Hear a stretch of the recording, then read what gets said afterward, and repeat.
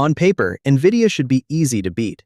Its rivals sell cheaper chips, and its biggest customers have all the money in the world and every reason to walk away. This week, a phone chip company spent billions buying a small startup just to try. So why does almost nobody actually leave? The answer is the most valuable thing Nvidia owns, and it has nothing to do with the chips. And if you hold an index fund, Nvidia is quietly the biggest single position in it, so it is worth understanding. Start with how strange that move is.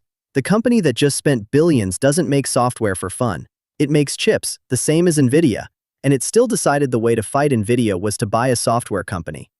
Hold that thought, because you have done a smaller version of it yourself. You have stayed with a bank you complain about, a phone you keep meaning to switch, an app you open every day and quietly resent. Not because it's the best, because leaving is a hassle. That feeling, scaled up to the most valuable company in the world, is the whole story. There's an obvious answer to why people stay. Nvidia makes the best chips, and that part is true. Its newest chips really are the fastest in the world for training AI by a wide margin. If that were the whole story, we'd be done, but it isn't. Nvidia has a serious rival called AMD. AMD's chips are competitive. In a lot of cases, they're cheaper, and for a company spending billions on computing power, cheaper is supposed to win. And yet almost nobody switches.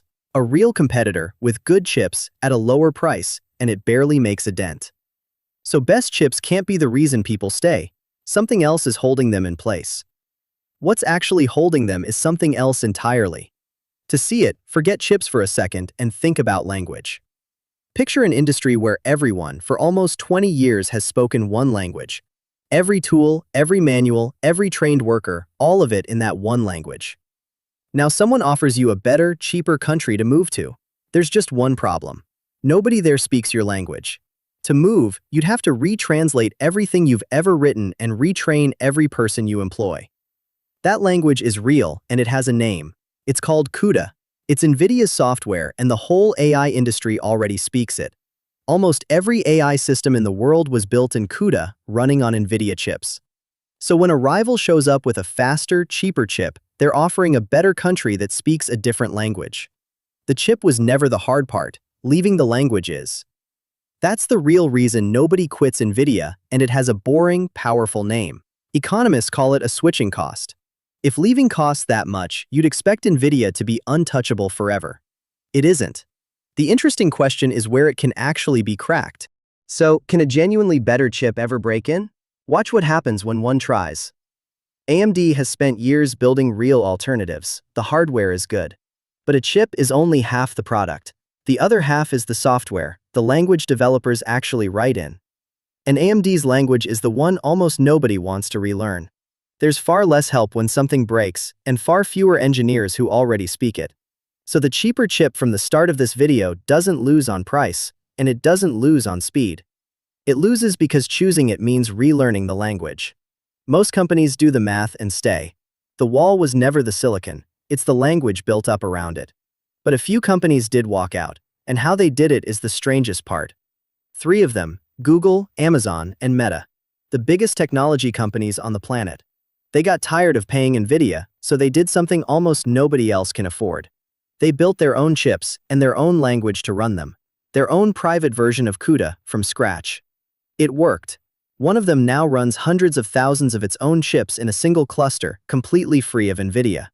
But look at what that took. Tens of billions of dollars, and some of the rarest engineers alive, just to leave. That's the catch. The exit door is real. It's just that only 3 or 4 companies on Earth can fit through it. For everyone else, the language is still the wall. So the giants leaving doesn't open the door for anyone else. It quietly removes the biggest customers from Nvidia's bill, and that's all. So is the moat finally cracking? Yes, but only at the edges, and not where you'd expect. The heavy, expensive work of training AI from scratch is still overwhelmingly done on Nvidia.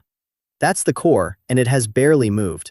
The cracks are in the simpler work around it, where switching is easier and the language matters less. And this next part should surprise you. While everyone attacks, Nvidia keeps making the language bigger. Every year it adds new tools that only run well on its chips. The moat isn't shrinking. In the places that matter most, it's getting deeper. Now you can see why a phone chip company bought a software company instead of building a faster chip. You don't beat a wall by climbing it, you make the wall pointless. If the language everyone depends on suddenly ran anywhere, for free, the expensive chip underneath it loses its premium. That's the real war. It was never Nvidia against a better chip. It's everyone else trying to make the language free. And the stakes are not abstract. Nvidia is now the most valuable company in the world, and it sits near the center of almost every index fund. Whether this moat holds decides whether AI stays expensive and concentrated or gets cheaper for everyone. So step back. The thing keeping Nvidia on top was never the chips. Plenty of companies have made the best product and still lost. It's that leaving has become too expensive to be worth it. And that rule is much bigger than Nvidia. It's the same reason you're still with the bank you complain about, and the phone you keep meaning to replace, and the app you open every day and don't even like. None of them are the best, they're just not worth the cost of leaving. Nvidia is that exact feeling, scaled up to a few $1 trillion. It all comes down to one rule. The best product almost never wins. The one you can't leave does. Once you can see that, a lot of confusing things start to make sense. Why the better company so often loses. Why a giant nobody can dethrone keeps winning with a product that isn't even the cheapest. And it tells you what to watch next. The people trying to break Nvidia aren't building a better chip, they're trying to make leaving cheap. If they ever pull it off, AI gets cheaper for everyone. That's the fight that decides where this goes, not the next chip. The cost of the exit. Subscribe, and the next time everyone's panicking about AI, you'll be the one who already gets why.